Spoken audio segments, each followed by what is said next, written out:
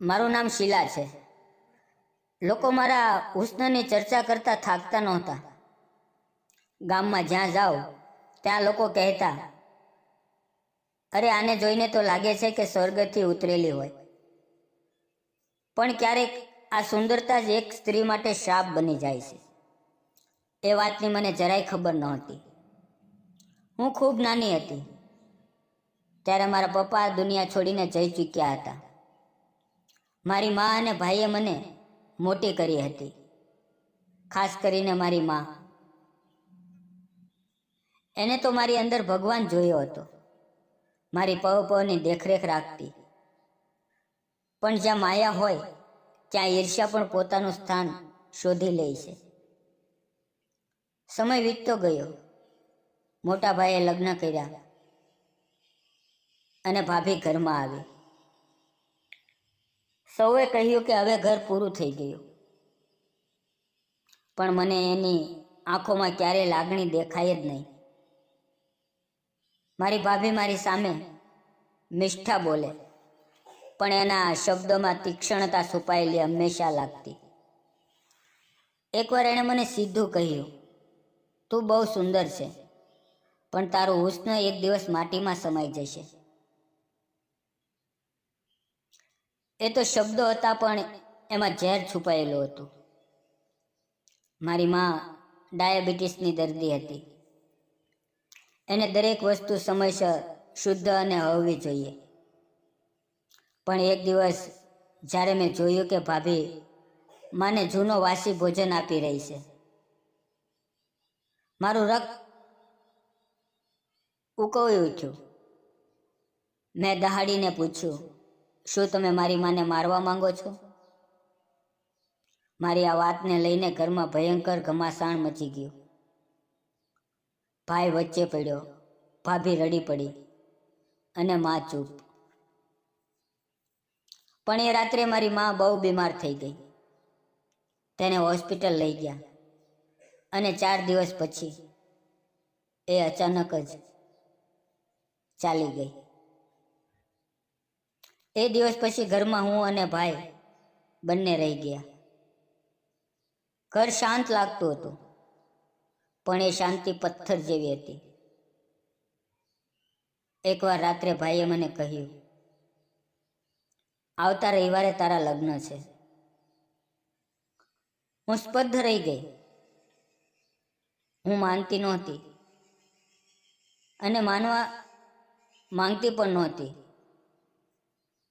પણ ના કહું તો કોઈ સાંભળે એવા સંજોગો પણ નહોતા. લગ્નના દિવસે બધું શાંત હતું, પણ જ્યારે મંડપમાં વરવાની ઘડી આવી ત્યારે બધું બદલાઈ ગયું. મારો વર ઊંચો, સુંદર, શાંત, પણ એની આંખો ખાલી લાગતી. એની હરકત એવી કે ગામના લોકો વચ્ચે ફફડાટ ઊભો થયો. લોકો ચર્ચા કરતા, શીલાના ભાઈએ આ શું કર્યું છે? એક પાગલ માણસને શીલાને આપી દીધી. વિદાય પછી હું તેના ઘરમાં આવી.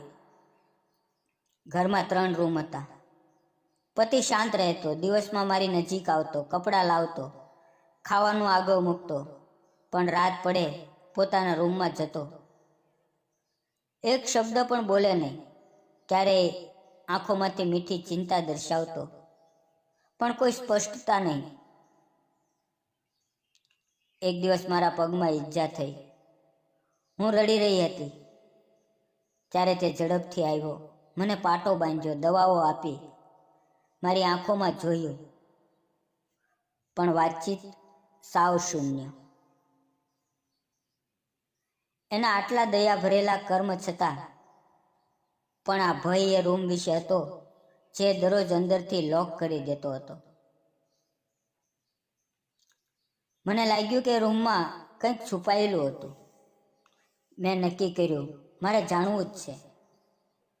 એ રાત્રે હું પહેલા જ એ રૂમમાં છુપાઈ ગઈ. તે અંદર આવ્યો, દરવાજો લોક કર્યો. પાંજરાની અંદર આવી ગયેલી ચીડિયાની જેમ હું ધબકારા સાથે શ્વાસ લેતી રહી. એ ખુરશી પર બેસી ગયો. થોડી વાર પછી ફોન કાઢ્યો અને બોલ્યો, હા, ડીલ ફાઇનલ છે. પૈસા માર્કેટમાં વાપરવાના છે. મારા હાથ ઠંડા પડી ગયા. ત્યાં ફરી બીજો કોલ.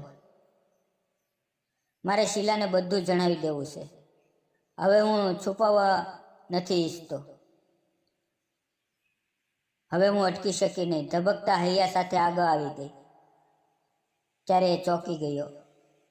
તું અહીંયા? હું ફક્ત રડી રહી હતી. મારે બધું જાણવું છે. તમે કોણ છો? મારાથી શું છુપાવી રહ્યા છો? મેં એક શ્વાસે પૂછ્યું. અને પછી એણે બધી વાત કહી. 2 વર્ષ પહેલા એક ફ્રોડ કેસમાં ફસાઈ ગયો. ભો માણસ નહોતો. એ સોફ્ટવેર એન્જિનિયર હતો. પણ એની ઈમાનદારી એની મુશ્કેલી બની. ફ્રોડમાંથી બચવા માટે એની સામે પાગલ હોવાનો ઢોંગ કરવો પડ્યો, જેથી એ વિલનના બદલે એક વિક્ટિમ બની શકે. મારે તને દુઃખ ના આપવું હતું, એ બોલ્યો. પણ તારા ભાઈએ માની લીધું કે હું પાગલ છું, અને એણે તને મારી સાથે બાંધી દીધી. એણે જાણ્યું નહીં કે એના આંખોમાં શું હતું, પણ મારા હૃદયમાં એક શાંતિ પ્રસરી ગઈ. એ માણસ ખોટો નહોતો. એ સાચો માણસ, ખરો પ્રેમી, ખરો પતિ બની રહ્યો હતો. હું તને પ્રેમ કરું છું, તે મારી આંખોમાં જોઈને બોલ્યો. મેં પણ એની આંખોમાં જોઈ અને શાંત સ્વરે કહ્યું, મને ક્યારેય શંકા નહોતી કે તમે ખરાબ છો. મારે બસ એ જાણવું હતું કે તમે માણસ છો ને? દિલ તો ધરાવો છો? એ દિવસ પછી બધું બદલાઈ ગયું. હવે એ છુપાવતો નથી. એ શીખવાડે છે બાળકોને. એ પોતાનો બિઝનેસ ધીરે ધીરે ફરી ઊભો કરવાનું શરૂ કરે છે. હું ઘર સંભાળું છું, પણ એના દરેક સપનામાં ભાગીદાર છું. રોજ રાત્રે અમે બેસીને ચા પીએ છીએ, ત્યારે હંમેશા કહે છે, શીલા, તું મારી ઉજાસ છે. તું ન હોત તો હું ક્યારે જીવન જીવવાનો અર્થ સમજત જ નહીં. અને હું શાંત રહીને એની આંખોમાં જોઈ લઉં છું, કેમ કે સારો પ્રેમ એ હોય છે જ્યાં શબ્દોની જરૂર નહીં પડે. અને આજે જ્યારે ભાઈ અને ભાભી આવીને મને ખુશ જોઈ જાય છે, ત્યારે હું કહ્યા વગર બધું જ કહી દઉં છું. મારા જીવનની કહાણી મુશ્કેલ હતી, પણ આજે તે સંપૂર્ણ છે, કેમ કે એ બનાવટી નહીં, પણ સત્ય પ્રેમ પર આધારિત છે. જિંદગીમાં ક્યારેક આડેધડ સંબંધો આપણા પર લાદવામાં આવે છે, પણ જ્યારે તમે કોણ છો એ છુપાવવા છૂટ મળે નહીં, ત્યારે પ્રેમ એ સાથ આપે છે, શીલા અને એના પતિની જેમ. તો મિત્રો, આ વાર્તા તમને કેવી લાગી? પસંદ આવી હોય તો વિડીયોને લાઇક, ચેનલને સબસ્ક્રાઈબ અવશ્ય કરજો. ફરી મળશું આવતીકાલે. ધન્યવાદ મિત્રો.